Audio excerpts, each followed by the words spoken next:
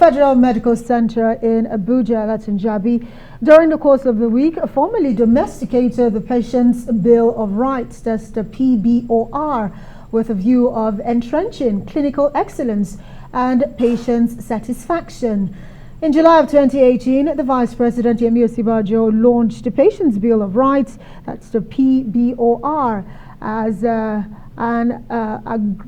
a way of entrenching patients' rights that exist in other instruments, including the 1999 Constitution, Consumer Protection Act, the Child Rights Act, the Freedom of Information Act, National Health Act, as well as other sundry regulations. Was developed by the Consumer Protection Council and other stakeholders, including the Federal Ministry of Health for the Protection of Consumers.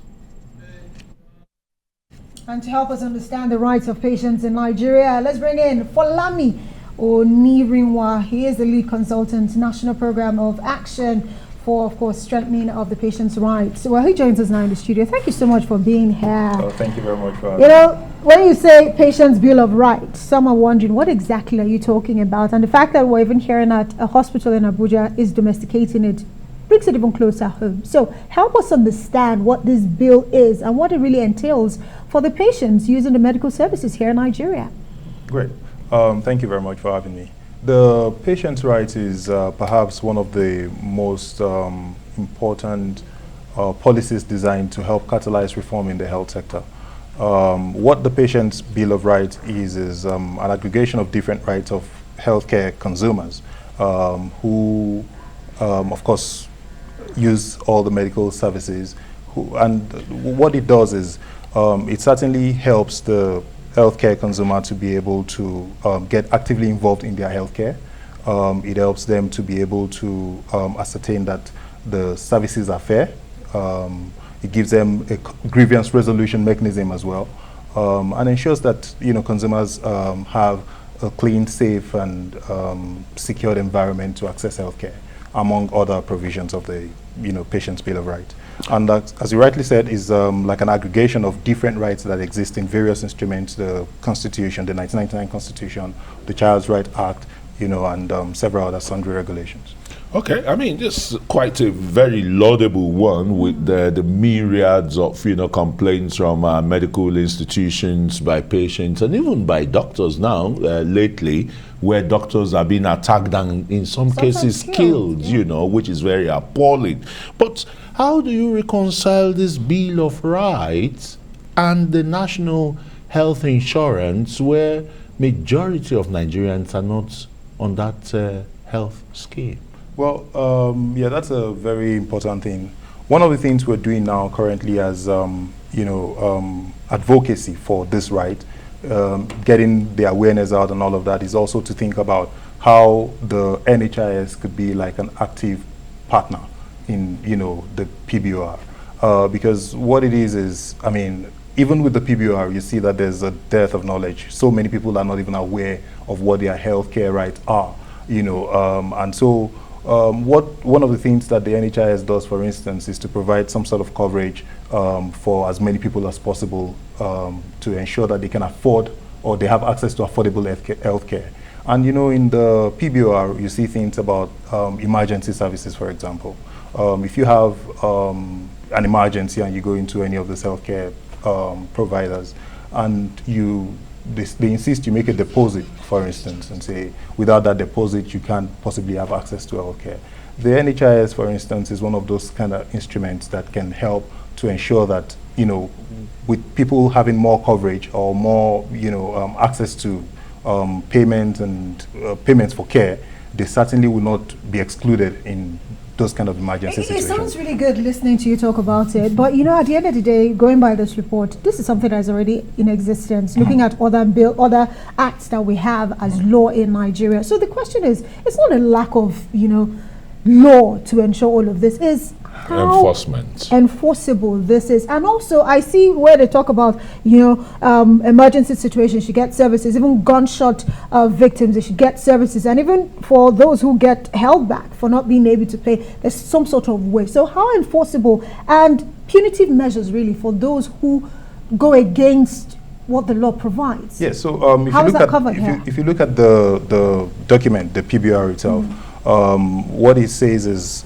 the first point of call for you to express your grievances are the hospitals itself. So what is expected is most hospitals are supposed to have a grievance, data bank. Yeah, and Just like the Cervicom, exactly.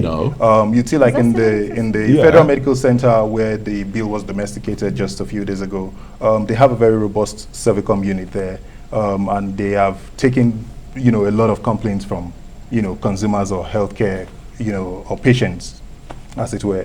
So what it is in a case where the hospital is not able to resolve whatever challenge, you're expected to escalate it to perhaps the MDCN, and then in the case where the MDCN cannot, handle that, it comes to Federal Competition and Consumer Protection Commission. So what the bill would do and domesticating it and having it displayed publicly in these facilities is to create that awareness. And like you said, we have a lot of policies. We have all of these policies across board. But what it is most people don't even know how to insist on their right. Yeah. One of the campaigns that the FCCPC led was to say, you demand and insist. So if you have a right, you demand your right, you insist that. Well, is it only at federal medical centers, or are you looking at both federal, even state-owned health institutions, or where does it end? All health institutions. Even the private ones? Private ones, and across the entire nation. And I was just going to come in here to say that, you as advocates of this BOR, Bill of Rights and the rest, do you try to juxtapose, the medical services situations and conditions that we find in the country where sometimes the medical workers are overwhelmed, with the number of patients that you're treating? For example, if you go to any of the general hospitals, even in the Federal Capital Territory, you find that you're seeing a doctor or a consultant is seeing over 200 patients, in a day, for example. It's something that I've witnessed. How do you reconcile this? Well, that's a challenge, but one of the things that the PBR encourages is in an event where a facility cannot effectively take care of a patient, you should be able to inform the patient even in good time, such that they can find health care elsewhere at, within a reasonable period of time. So we understand that some of these facilities are stretched, and I'm sure that even with some of the policies and reviews that the government is putting in place, there's room for improvement of some of these challenges. But with the right, you'll understand that it comes with responsibilities. Absolutely. That's what I was going to head to, because at the end of the day, with every right, there is a responsibility. And responsibility now on the side of the patient who has this right being enshrined in law. But sometimes you see medics, like Christian had highlighted earlier, where some of them are attacked and sometimes even lose their lives in the process. So how do we protect the medics, even from some... Does the BOR cover, the rights of the medical workers? Yes, sued for basic things. Oh yeah, it does protect the provider as well, because when you talk about responsibilities, you'd also realize that, some of the responsibilities means that the patient has to be well-mannered, has to, respect the provider, among other things. Well, Folami Onirinwa, Lead Consultant, National Program of Action for Strengthening of Patients' Rights in Nigeria. Thank you so much for joining us, and well done for all that you do. So hopefully Nigerians know their rights, and hopefully moving forward we make use of that right.